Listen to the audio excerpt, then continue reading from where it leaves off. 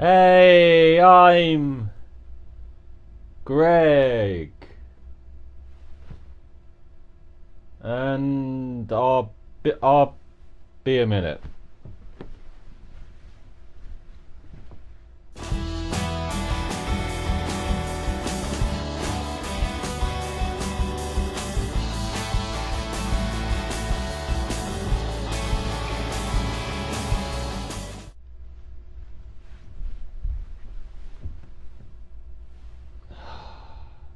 It's amazing what a cup of tea can do for you. Hey, I'm Kev Kiermaska, and welcome to Power Oversteer for the 2014 season. And to kick it off, we are previewing the 2014 Ferrari Formula 1 World Championship season. We're going to talk about the changes to the cars, to the regulations, to the teams, and even new exciting driver pairings. And I think I'm going to do that in a more familiar setting and try and get less smart. It's too smart. I'm bored in here. So we are going to go into a new setting, and I'm going to talk you through some calendar changes while I do that. So the calendar has seen a couple of changes. It's still 19 races on, but provisionally it was going to be 22 races long. But it's lost the Indian Grand Prix due to the devaluation of the rupee and ongoing complications arising from Indian taxation laws. It was originally going to be held again in 2015, but Bernie has recently said it could be pushed back to 2016 due to the taxation issue. Also, the Korean Grand Prix is gone. In their places comes the Russian Grand Prix to be held on a street circuit around the Sochi Olympic Park in early October. Of course, Sochi held the Winter Olympics recently and are currently holding the Winter Paralympics. And the Austrian Grand Prix returns after a 10-year absence. It's going to be held at the Red Bull Ring, formerly known as the A1 Ring, and of course it's owned by Dieter Mateschitz, who owns Red Bull Racing. The Bahrain Grand Prix is going to be held under lights to mark its 10th year anniversary, just like its neighbours Qatar in the MotoGP, and just like Singapore, the other night race on the F1 calendar. The Hockenheim Ring returns to the calendar in place of the Nürburgring in its ongoing German Grand Prix sharing agreement since 2008. Also on that provisional calendar were the Mexican Grand Prix and the Grand Prix of America to be held in New Jersey, but they both were removed. And for New Jersey, again, it was for financial reasons, maybe third time lucky next year. And the United States Grand Prix is going to be held on the 2nd of November. This is a week forward from its provisional calendar slot due to a University of Texas football game on the 8th of November. Football, very serious business in America. And of course Abu Dhabi replaces Brazil as the season ender, which is very good indeed. Let's return to me. So yeah, here I am in the more familiar surroundings, and of course with a bit of a change as well. So let's talk about some more changes, the technical regulations and the sporting regulation changes as well for 2014. And boy, have there been a lot. I think the rulebook is so heavy now that you could probably flatten an elephant. It is pretty incredible, but hopefully you can keep up. Hopefully my voice can keep up for this segment. And so let's talk about the technical regulation changes first, and let's talk about the return of turbocharged engines to the sport for the first time since 1988. The engines are 1.6 litre V6s for 8-speed semi-automatic gearbox and limited to 15,000 RPM, with one of those gears meant to be electric and only used in the pit lane, but I think that's been delayed because the teams and the manufacturers just want to get a grasp on these powertrain units before introducing that. The rules dictate the use of a 90-degree engine back with a fixed crankshaft and mounting points for the chassis. I can never say that word, and I probably never will be able to say that word, unfortunately. And the engines must last for 4,000 kilometers now before being replaced. ElusiveKev, formerly known as KERS, is incorporated into the design of the engine with its usage increased. ERS takes over as the supplementary power source, and an ERS unit captures the waste heat from the exhaust turbocharger using an electric device called the heat motor generator unit. The waste heat is stored as electrical charge until used by a complementary system called the kinetic motor generator unit.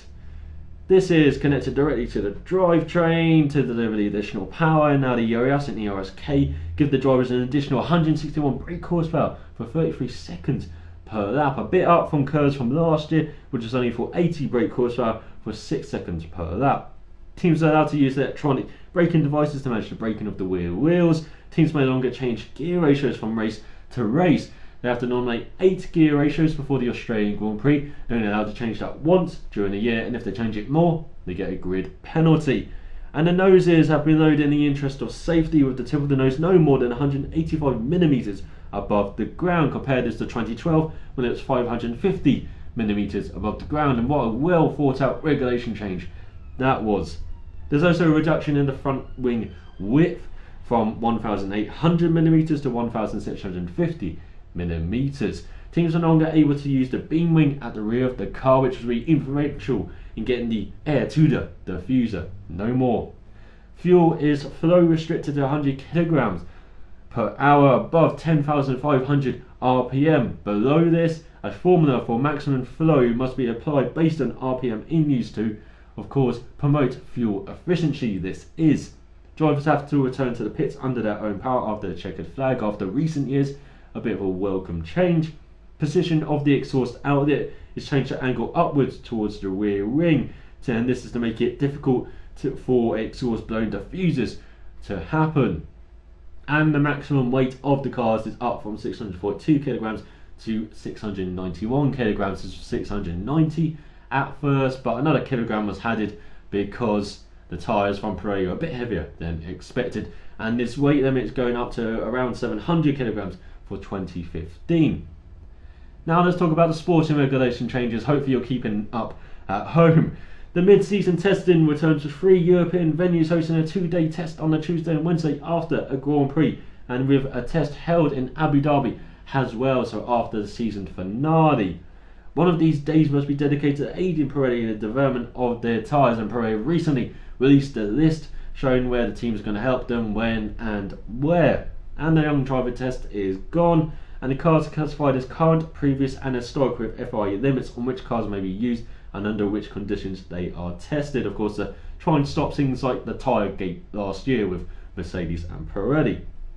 So the penalty system is overhauled with the induction of penalty points, and driving offences have a predetermined point value based on severity, and once a driver reaches 12 penalty points, they get a race ban. Once they're back from their race ban, they get another 5 penalty points on their licence to discourage them from further driving offences, and penalty points remain on the licence for 12 months, so a bit different than your regular driving licence. Jurors can hand out 5-second penalties, which drivers can serve before a pit stop, so the mechanics can't touch the car for 5 seconds, then they can do their business, or it can be handed to the finishing time or race time, so they can decide what to do then, the drivers. Unsafe pit release means a grid penalty for the next race now.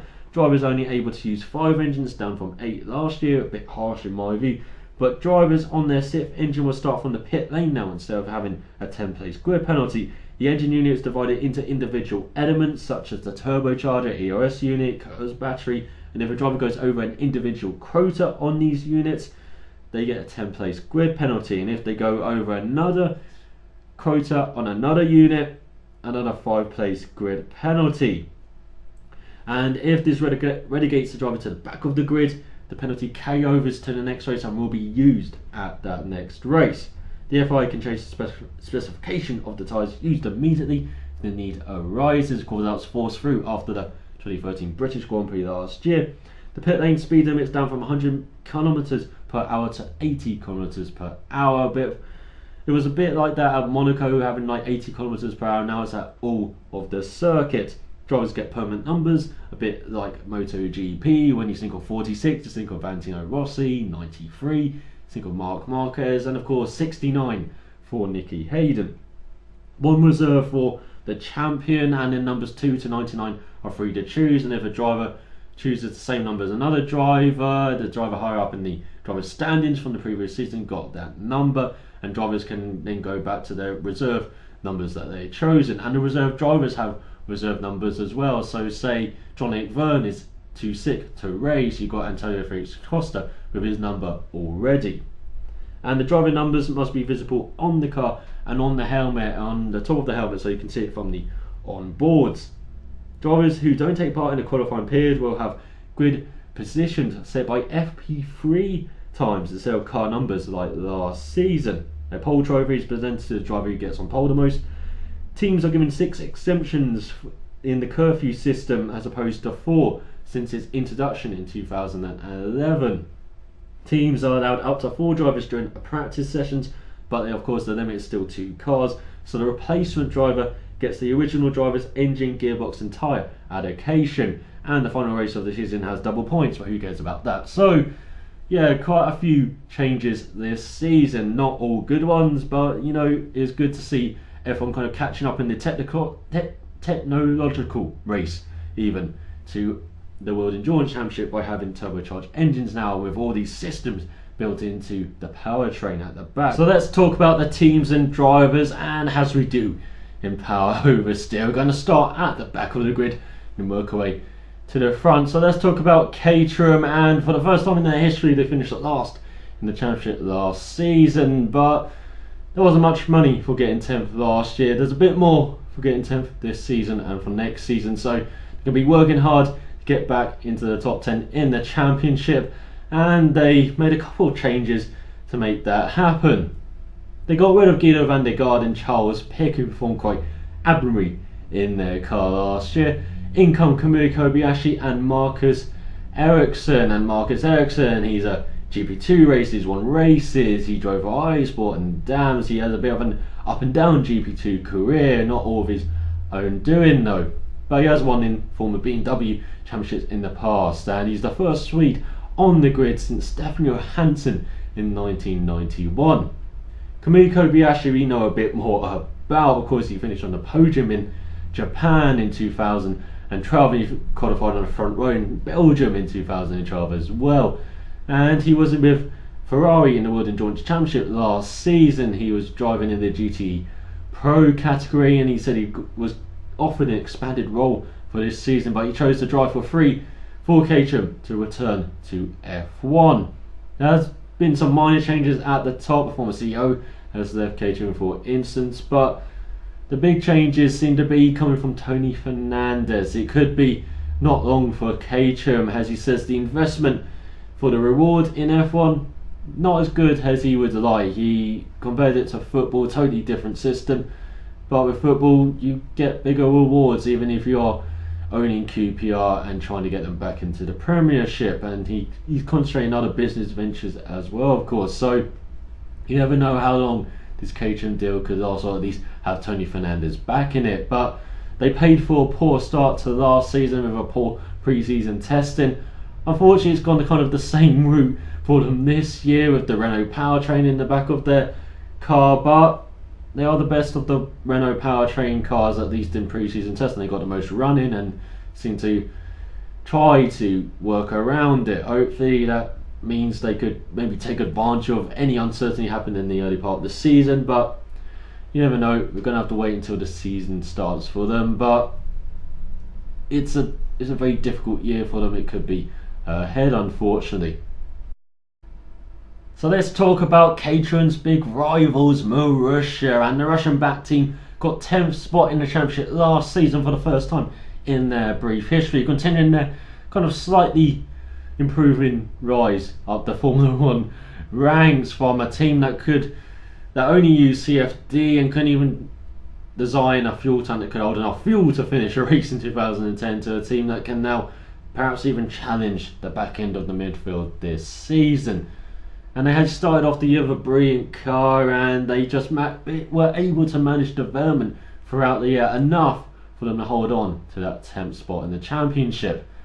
But this season is totally different on the regulation side. It's a totally different ball game, but they haven't made many changes. Of course, they got a new engine or powertrain in the back of their car with Ferrari, with Cosworth gone now, but hopefully that could help them. And of course they have a Ferrari Porsche in Jules Bianchi in their car as well. He's alongside Max Chilton once again, or Max Consistent Chilton, of course the first rookie in history to complete every race during a season. And Jules Bianchi, who got them that 13th spot in Malaysia to grab that 10th spot in the championship. So they've been looking for the pair to perform very well again in their car, and with the Ferrari powertrain in the back of their car compared to the Renault powertrain in the back of the Caterham, it looks like they're at least going to have another head start on their main rivals again, or maybe they won't be their main rivals, maybe they will be fighting with other cars. You just never know after pre-season testing, but it's looking very good for Marussia, at least for the near future at least. So those were the back two teams last season. Let's go into the midfield runners, or will they be the midfield runners this season? And so we go to the midfield teams of last year, and we start with perhaps my dark horse for the championship this season, and that is Williams. And they've had lots of change this year. They got a new driver lineup, they kind of had a technical reshuffle as well, they got new sponsorship, and of course a new powertrain or engine partner, and a rebranding as well. Not a big fan of the rebranding, but everything else seems to be very good for the team. And that Mercedes powertrain or engine in the back of their car is certainly performed well in pre-season testing. They were among the leaders in running during pre-season testing, and it looks very good for them heading to Australia. But they have a new driver lineup. Has gone Pastor Maldonado, having his car probably sabotaged at Lotus. In comes Felipe Massa, a very experienced Brazilian Grand Prix driver. They're kind of used to bringing in experienced Brazilian Grand Prix drivers, Williams. And Felipe Massa ends his 8 years association with Ferrari and is now leading the team for the first time in his Formula 1 career. So it'll be very interesting to see how he performs alongside the highly rated Valtteri Bottas, at least by the team, who performed very well against Maldonado, particularly in qualifying with his wall pace, and in the races as well in finishing 8th at the United States Grand Prix. As I said, they got sponsorship coming in as well. They've of course got Petrobras, the Brazilian oil company, kind of bringing in some sponsorship, and the big one, Martini, have sponsored the team for multiple years, and it's brought them a very nice livery as well. I think one of the best liveries on the grid. Reminds you of the old Stuart liveries back in the late 90s. And as I said, they made some technical changes as well. In came Pat Symonds last year, and they kind of reorganised a bit as well. And Pat Symonds, of course, the designer of Benetton and Renault championship winning cars. They also brought in Rob Smedley, Master's old sparring partner from Ferrari, in a new position. He's kind of been promoted. He's kind of head of the race engineering side of things. So yeah, very good that Williams have kind of brought in a familiar face for Massa, at least to kind of cover him as well. And so for Williams, it's looking all set for perhaps a return to form after a lean couple of years. That's including winning the Spanish Grand Prix in 2012 with Maldonado. They also brought in a new reserve driver in Felipe Nasr, not confusing at all, and he's going to be driving a couple of free practice sessions and continuing GP2 with Carlin. Also, Susie Wolff has been kind of promoted to a test and reserve driver and doing a couple of pre-practice sessions as well, including the British Grand Prix. She's going to be the first woman driver to take part in a GP weekend since Giovanna Amati failed to qualify her Brabham for the 92 Brazilian Grand Prix. And so yeah, lots of change for Williams, but being a change of luck as well. And so we talk about Toro Rosso, who kind of disappointingly finished 8th in the championship last season because they had a very good car designed by James Key, but they kind of held themselves back with pit strategy, with pit stops, and just with development as well. And it was a bit of a strange season because they were that team, and if they showed themselves above that, with Daniel Ricciardo in qualifying especially, well, we would notice Daniel Ricciardo, we didn't notice Toro Rosso, and so Daniel Ricciardo got promoted to that Red Bull seat ahead of Jean-Eric Vergne. But this year there's been a few changes, but generally you've got Frank Tost and you've got James Key.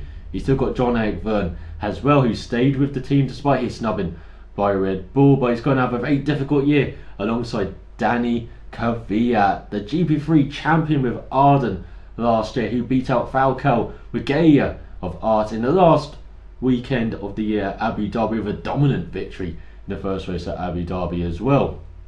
And so the young Russian has proven himself to adapt to F1 very quickly in the free practice sessions last year, and in testing as well. He's probably done quite well in what has been a very difficult pre-season testing for the team with their new Renault engine or powertrain in the back of the car after ending their association with Ferrari after 7 years.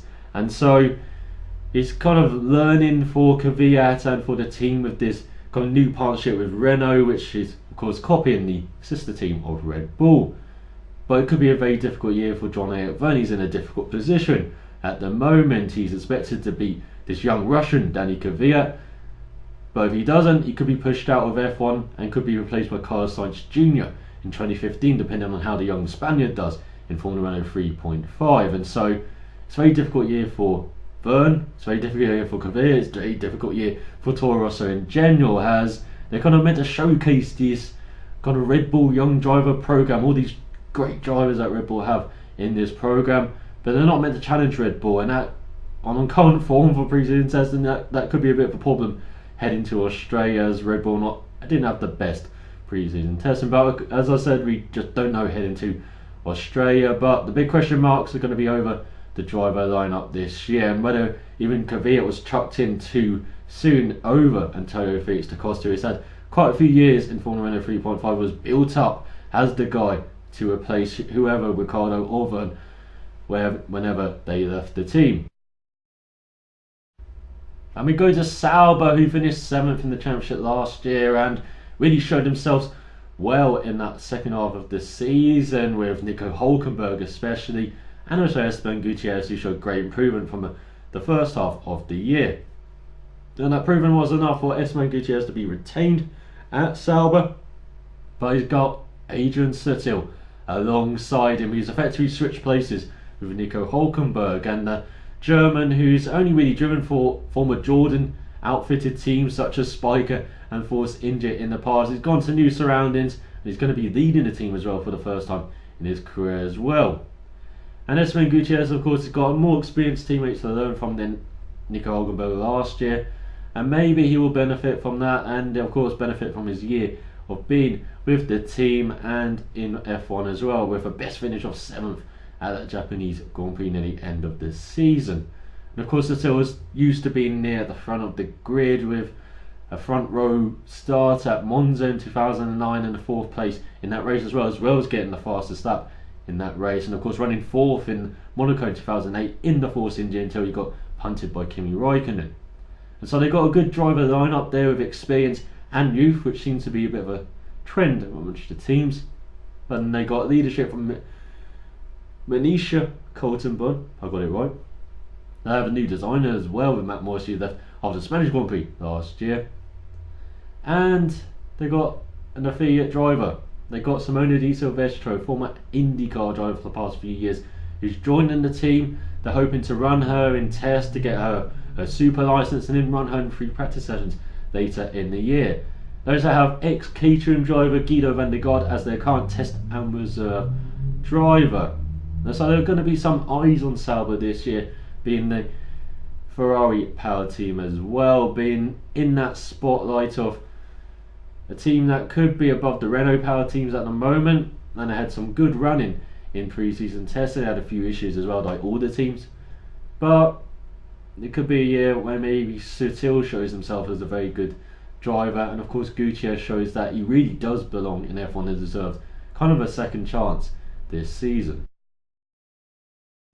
And so Force India finished 6th in the championship last year after a brilliant start to the season. They kind of dropped off near in the middle part and then kind of regained form near the end of the season. But they have a very exciting driver lineup this year, an all new driver lineup for the first time in their brief history as well. Out goes Adrian Sutil, as I said, to Sauber, and Nico Hülkenberg kind of switched places with him, returning to the year after a season away. Joining him is Sergio Perez, who after a year at McLaren kind of feels he has something to prove after that brief tenure there with the British team, and he really did kind of grow, it seemed, and mature towards the end of the year. And out goes Paul di Resta as well. Sadly, the Scot exiting F1 altogether and going to Mercedes in DTM, where of course he won the DTM Championship in 2010. And so for Perez, who's got podiums of course at Monza, at Canada and at Malaysia, and Hülkenberg is still waiting to get his first podium in F1, but has got a pole with Williams in 2010. It could be one of the most exciting driver lineups on the grid, with Two drivers who've got to prove something, with Hulkenberg again being snubbed for kind of a higher up drive with Lotus, but after pre-season, who's kind of saying that. And so it is a very interesting driver lineup. The main issue for Force India though, apart from that big black thing at the front of their car, is the finances off track. Vijay Maya again is still struggling with Kingfisher, adding more debt to his kind of empire there. And so Roy Sahara, who of course invested in Force India recently, he's having tax evasion problems in India. So maybe off track it could be problems for Force India, but on track with their driver lineup, it could be explosive. It could be a very good year for Force India. They could finally force themselves up into the top 5 of the Mercedes powertrained car. And so that was Force India. They also made a livery change, and I think it looks quite nice. But let's talk about a team that's made big changes in the off-season. After a disappointing 2013 finish 5th in the championship, they made a lot of changes to the car. They experimented with the pull rod system, and it just didn't work. They've got a new sponsor this season, or a major sponsor, we still don't know yet. Driver lineup change. Gonna have an engine and powertrain change, at least definitely next season. And of course the big changes at the top.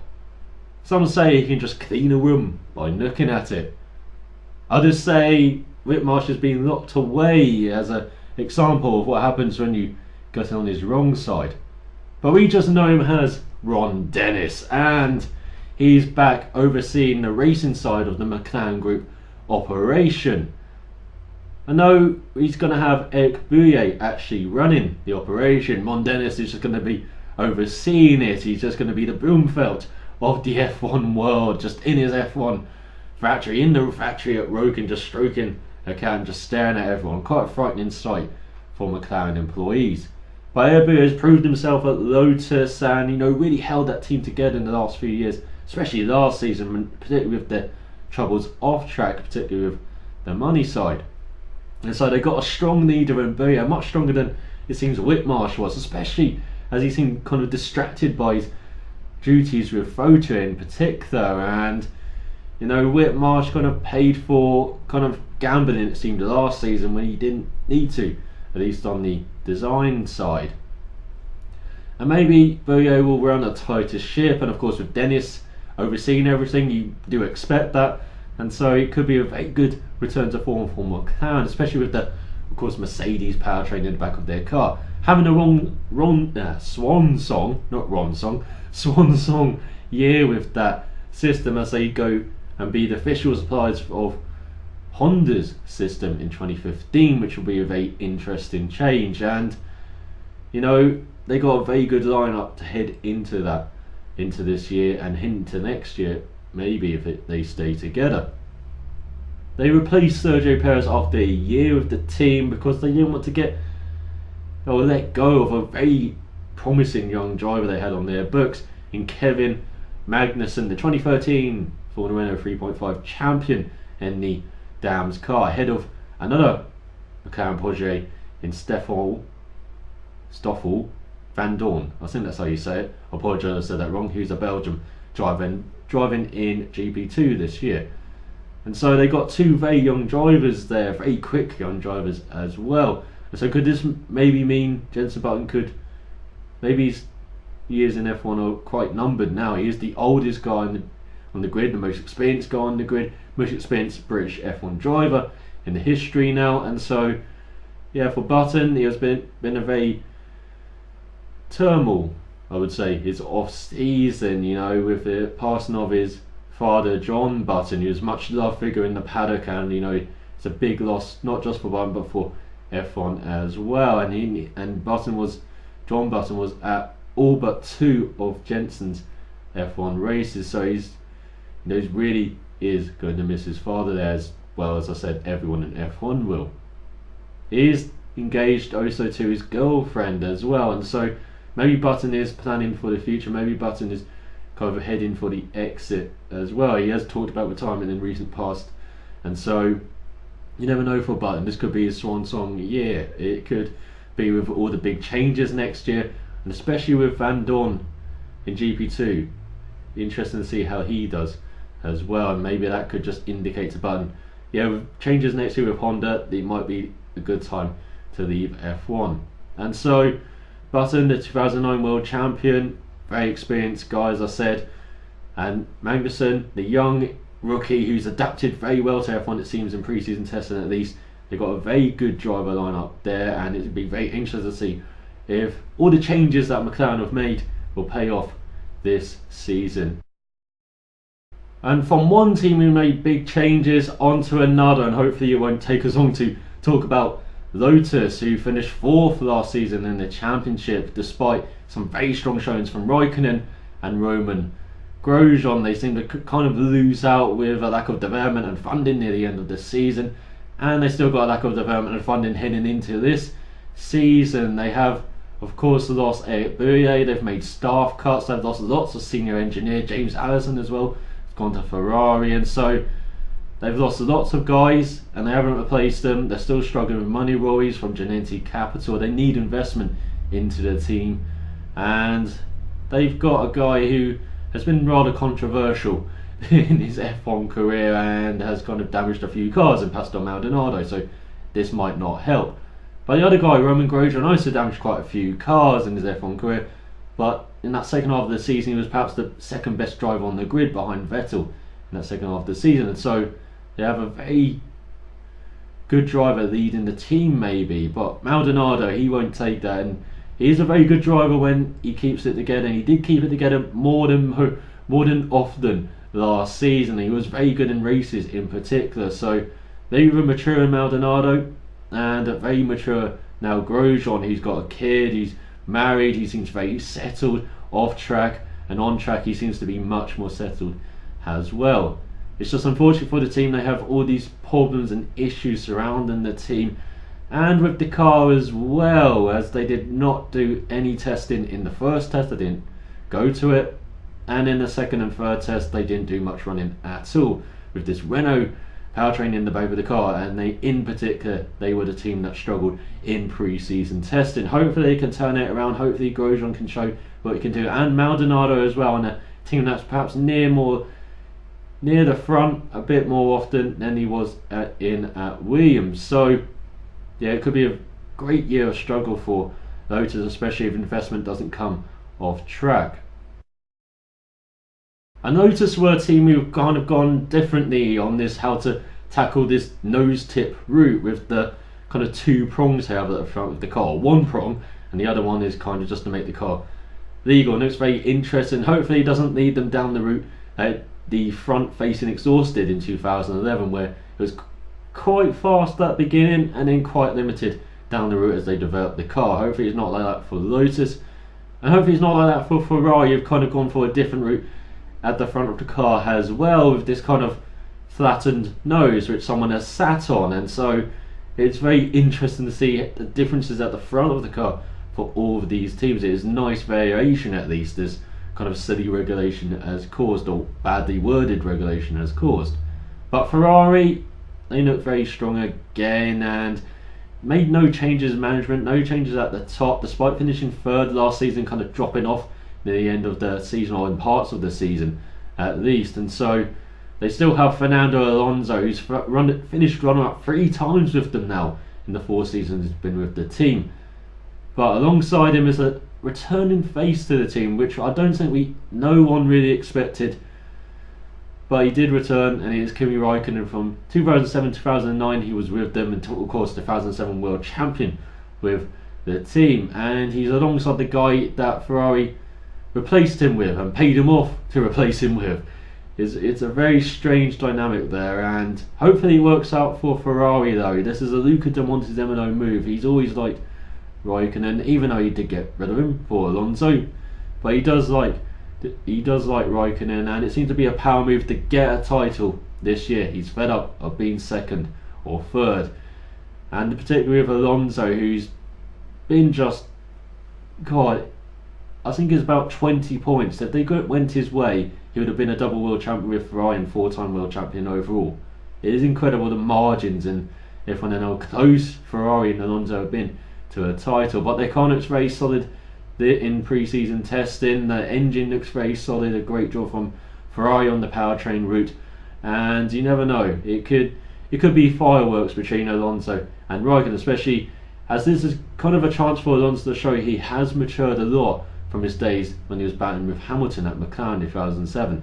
Is he a different Alonso from that 6 years ago? Can he actually handle having a very strong driver alongside him in a team? It'll be very interesting to see. I'm sure Raikkonen doesn't care about having Alonso alongside him. He just cares about winning and maybe getting a title. And this Raikkonen, who showed up since his 2 years hiatus from F1, has been a very strong Raikkonen, a Raikkonen who seems to be a bit more focused than the one who left F1 at the end of 2009. So it's going to be a very interesting year for Ferrari.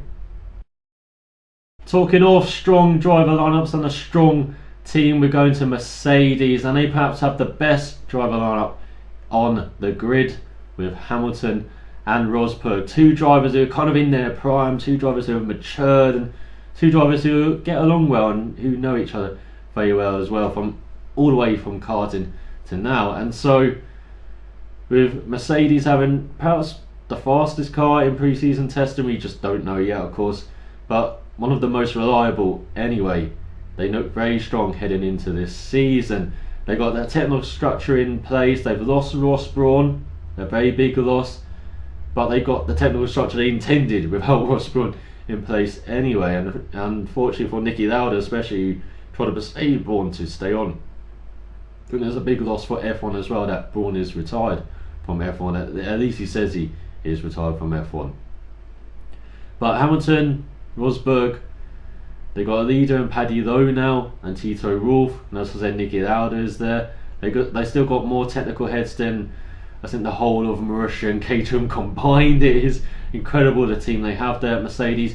But as I said, maybe McLaren are trying to copy their route, and it seems like it's paid off, at least last season, by getting runners up in the Constructors' Championship, maybe even the Drivers' Championship this year.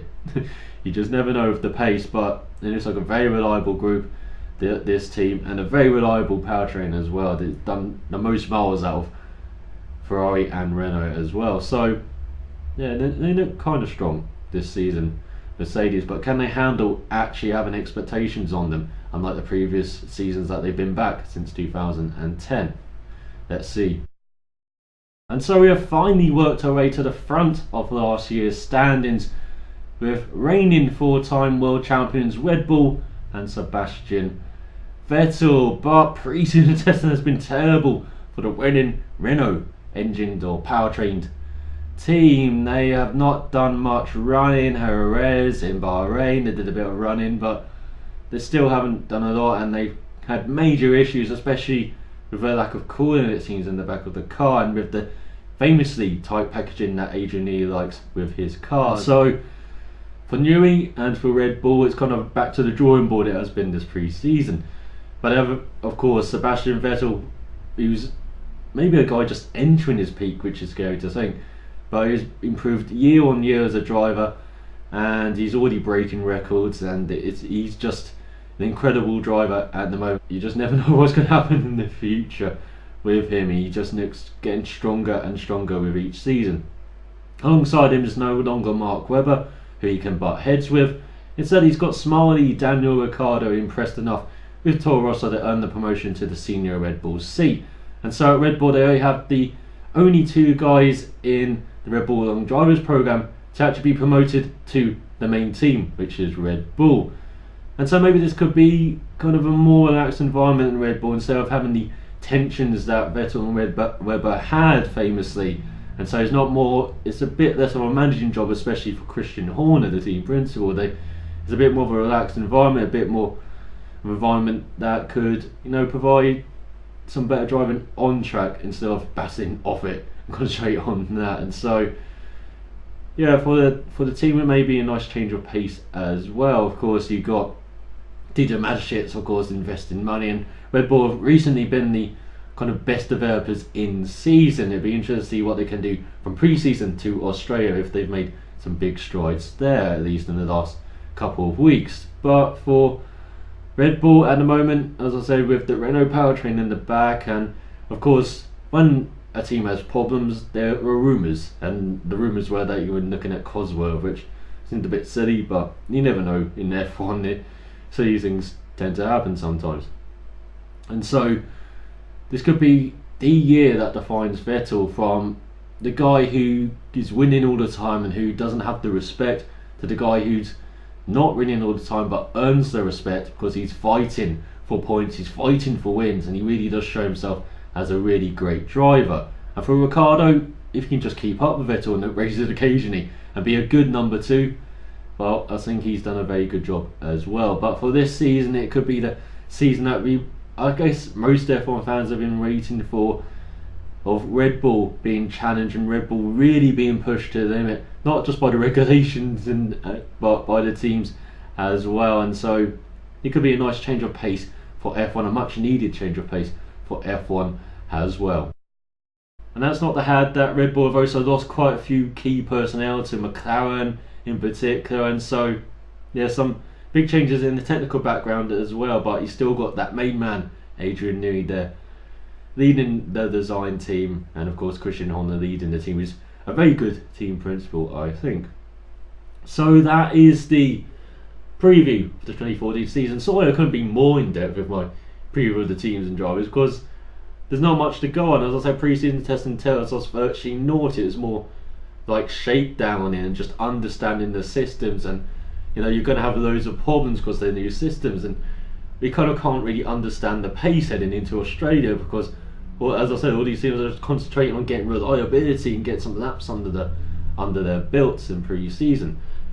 And so in Australia, it could be a totally running order from the different running order from the one we've seen in pre-season. It is, I find it really fascinating. It is a season we just don't know what the hell is going to happen heading into that, and at least in my view, that is a very good thing to have. And I really do hope it's kind of like IndyCar when they had change in 2012, and then it's carried on in 2013, where every weekend it was kind of any given Sunday in IndyCar. Hopefully it'll be a bit like that in F1. Not too silly like the beginning of 2012, but it opens the field up a bit more. It opens the unpredictability of the sport up a bit more as well, with these reliability problems with, you know, managing the power units, managing the tyres, managing their races, managing the fuel as well. So there'll be a very interesting season in F1. I truly do hope, because I was losing my rag with F1 last season, but I'm keeping a curious eye on it this season. You won't see race previews or reviews, as I announced at the end of last season, but you will maybe see the occasional video about F1 if there's very big talking points about the sport coming, you know, going throughout the season. And just like any motorsport as well, if there's any big talking points that I like from the motorsports I particularly watch and, you know a bit about, I will talk about them with Marussia this season. The only really sport that I really am aligned with is going to be IndyCar, or motorsport, sorry, is IndyCar, with monthly previews and reviews in that. But I hope you have enjoyed this preview of the F1 season. Let me know what you expect and hope and want to happen in this 2014 season. If you think this is a good kind of a restart, or, you know, kind of a wiping off the board and a restart for F1, let me know what you think. And if you think this season is going to be one of the best in recent history, I know that's saying a lot with the 2012 season in particular, but it's kind of shaping up to that, I believe. So let me know what you think in the comments below, of course, and I'll be back with a kind of preview of the IndyCar season. So now for watching. So till then, cheerio.